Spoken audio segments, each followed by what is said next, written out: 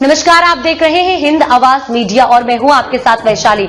आइए रुक करते हैं आज की खास खबर पर। पालघर में खुद के एक्सीडेंट में मृत युवक ही बना आरोपी। एकता संघर्ष संगठन ने पुलिसिया जांच पर उठाए गंभीर सवाल।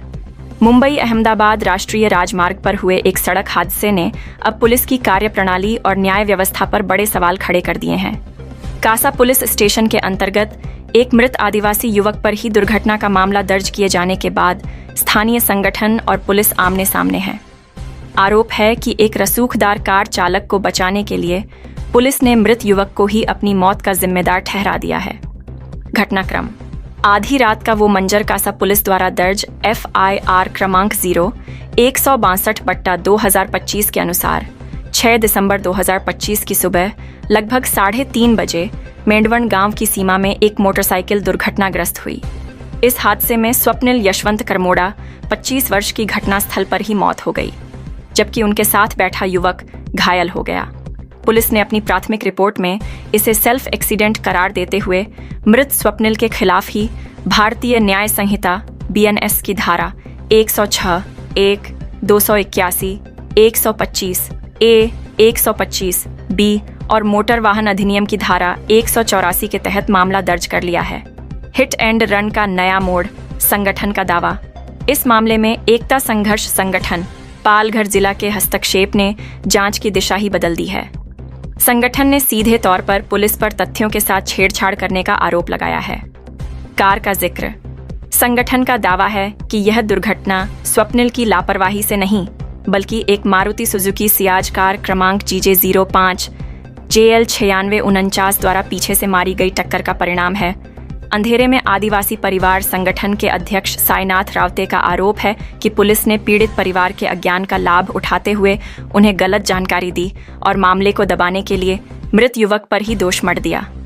क्या प्रशासन की नज़र में एक गरीब आदिवासी युवक की जान की कीमत इतनी कम है कि उसे न्याय देने के बजाय अपराधी घोषित कर दिया गया? यह सवाल अब पालघर के गलियारों में गूंज रहा है।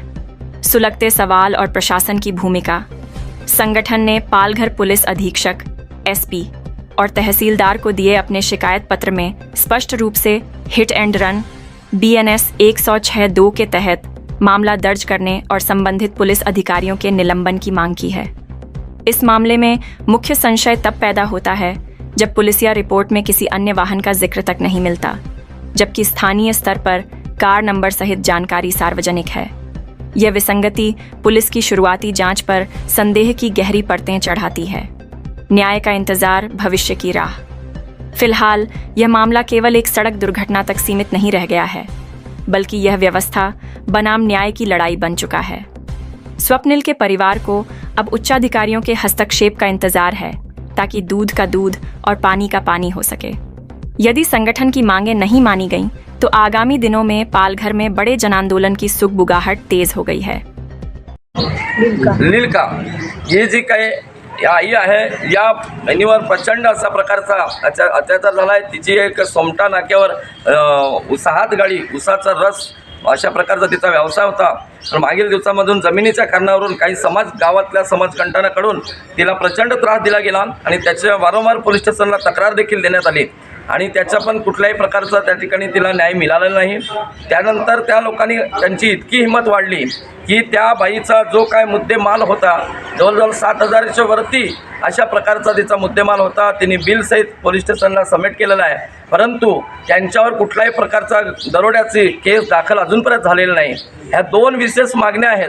परंतु तिसरी मागणी अशी आहे आमची, खास करून एकता संघर्ष संघटन म्हणून, की ज्या पोलीस कर्मचाऱ्याने या ठिकाणी कर्तव्यात कसूर केलेले आहे त्यांच्यावर देखील गुन्हा दाखल झाला पाहिजे। जे कोणी आयओ आहेत, जे पण कोणी तपास अधिकारी आहेत, त्यांनी जे काय खोटा पंचनामा आणि जे काय त्यांनी नोंदवलेलं आहे त्याच्यावर पण गुन्हा दाखल झाला पाहिजे। म्हणून येत्या 24 फेब्रुवारीला या पोलीस स्टेशनवर हजारो संख्येने एकता संघर्ष संघटनेच्या माध्यमातून आंदोलन करण्यासाठी आम्ही जात आहोत आणि हे आंदोलन कासापासून नाक्यापासून आपल्या चारोटी नाक्यापासून कासा पोलीस स्टेशनपर्यंत पायी येऊन या ठिकाणी आम्ही ठिय्या आंदोलन करणार आहोत।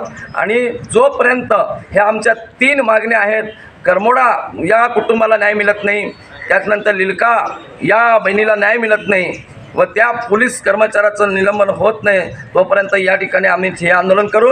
आज या मीडियाच्या माध्यमातून मी जनतेला या ठिकाणी एकच सांगू इच्छितो की आज या परिसरामध्ये या कासा पोलीस स्टेशन अंतर्गत प्रचंड अशा लोकांवर अत्याचार होत आहेत आणि याला कुठेतरी वाचा बसली पाहिजे. म्हणून हजारो संख्येने तुम्ही या ठिकाणी दाखल व्हा अशा प्रकारचं मी सर्वांना आवाहन करेन. अनेक असे पदाधिकारी या ठिकाणी आज उपस्थित आहेत.